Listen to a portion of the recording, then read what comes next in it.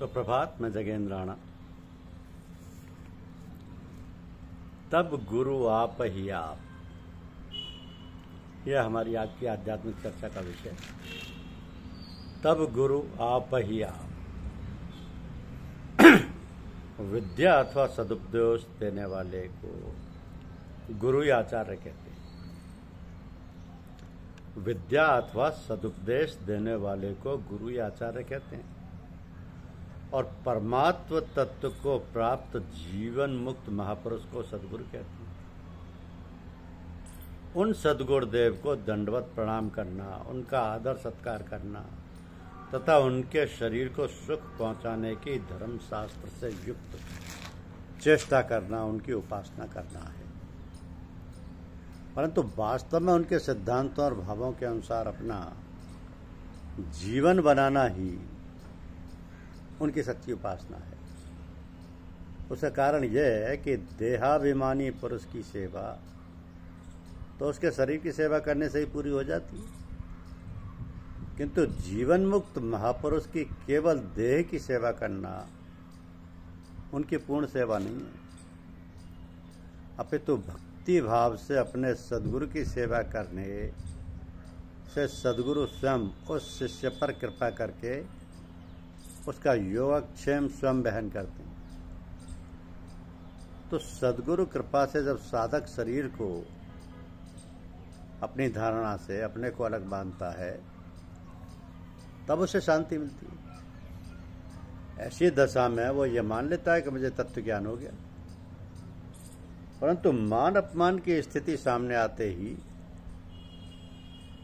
अपनी इच्छा के अनुकूल या प्रतिकूल घटना के घटित होते ही हर्ष और शोक पैदा हो जाते हैं,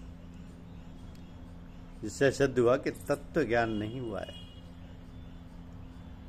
तो किसी व्यक्ति के द्वारा अचानक अपना नाम सुनाई पड़ने पर अंतःकरण में इस नाम वाला शरीर मैं हूं, ऐसा भाव उत्पन्न होने पर यही समझना चाहिए कि अभी मेरी स्थिति शरीर में ही है। सद्गुरु प्रदत्त साधना से ऊंची स्थिति प्राप्त होने पर जागृत अवस्था में तो साधक को जड़ चेतन का विवेक अच्छी तरह से रहता है, परंतु निद्रावस्था में उसकी विस्मृति हो जाती है। इसलिए नींद से जागने पर साधक को जड़ चेतनात्मक विवेक को पकड़ता है, जबकि परमात्म तत्व को प्राप्त सिद्ध महापुरुष का विवेक जागृत अथवा निद्रा काल में स्वाभाविक रूप से रहता है। तो साधक में पूज्य लोगों से भी सम्मान या आदर पाने की इच्छा हो जाती है। जैसे जब वह गुरुजनों की सेवा करता है, सत्संग आदि में मुख्यतः से भाग लेता है, तब उसके भीतर ऐसा भाव पैदा होता है कि वो गुरुजन मेरे को और दूसरों की अपेक्षा श्रेष्ठ माने। यह साधक की सूक्ष्म कमी ही है। इस प्रकार साधक में कई कमियों के रहने की संभावना रहती है, जिनकी तरफ ध्यान न रहने से वह अपने अधूरे ज्ञान को भी पूर्ण मान लेता है। इसलिए धर्मशास्त्रों में साधक के लिए तू परमात्म तत्व को प्राप्त जीवन मुक्त महापुरुषों के पास जाकर उनको भली प्रकार दंडवत प्रणाम कर, उनकी सेवा कर और अपनी जिज्ञासा की पूर्ति के लिए नम्रता पूर्वक प्रश्न करना चाहिए।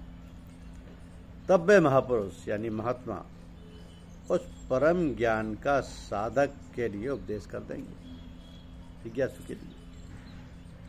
इस प्रकार साधन करने पर वे सद्गुरुदेव उन सूक्ष्म कमियों को, जिनको साधक स्वयं नहीं जानता, दूर करके उसको सुगमता से परमात्म तत्व का अनुभव करा सकते हैं। यद्यपि साधक को प्रारंभ में ही सोच समझकर आचार्य या गुरु कैसा हो, इस संबंध में ध्यान रखकर उन महापुरुष के पास जाना चाहिए। वे महापुरुष अपनी दृष्टि में वास्तविक बोधवान और तत्वज्ञ दिखते हैं।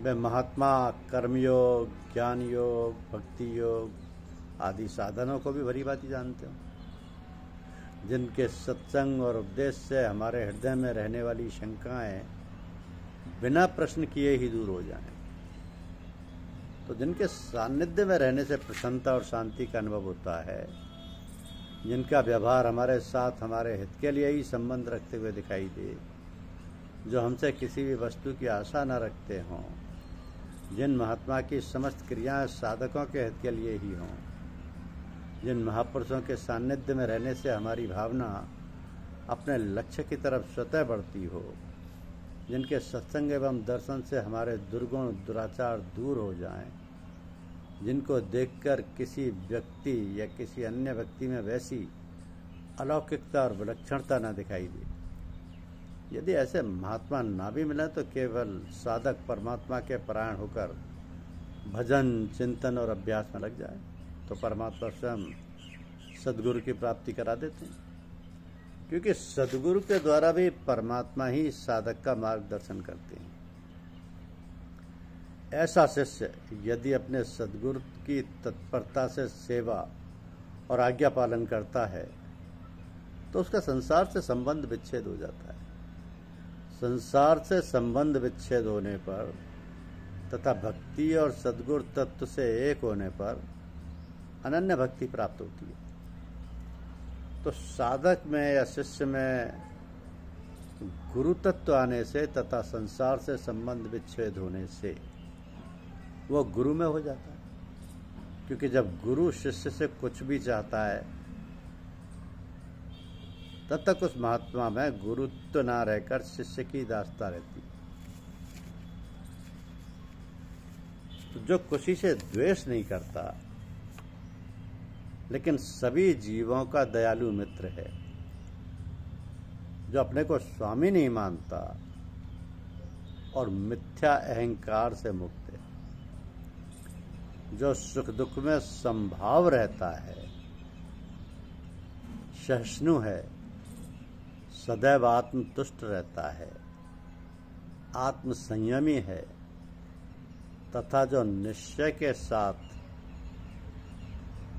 भगवान में बुद्धि मन को स्थिर करके भक्ति में लगा रहता है, ऐसा भक्त भगवान को अत्यंत प्रिय है,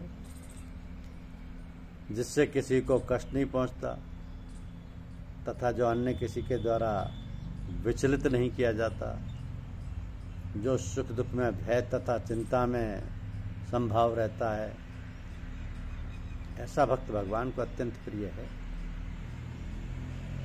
ऐसा भक्त जो सामान्य कार्यकलापों पर आश्रित नहीं है, जो शुद्ध है, दक्ष है, चिंता रहित है, समस्त कष्टों से रहित है और किसी फल के लिए प्रयत्नशील नहीं रहता, ऐसा भक्त ईश्वर को बहुत प्रिय है।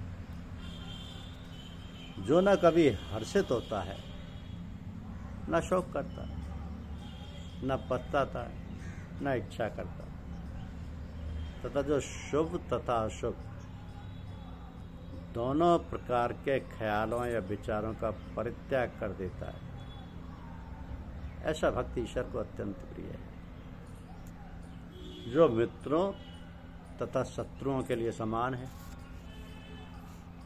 जो मान तथा अपमान, शीत तथा गर्मी, सुख तथा दुख, यश और अपयश में संभाव रखता है, जो दूषित संगति से सदैव मुक्त रहता है, जो सदैव मौन और जो कुछ भी मिल गया उसी से संतुष्ट रहता है, जो किसी प्रकार के घर बार की परवाह नहीं करता, जो ज्ञान में दृढ़ है, जो भक्ति में संलग्न है, ऐसा पुरुष ईश्वर को अत्यंत प्रिय है। जो उस भक्ति के अमर पथ का अनुसरण करते हैं और जो ईश्वर को ही अपना चरम लक्ष्य बनाकर श्रद्धा सहित पूर्ण रूपेण संलग्न रहते हैं, ऐसे भक्त ईश्वर को अत्यंत प्रिय है।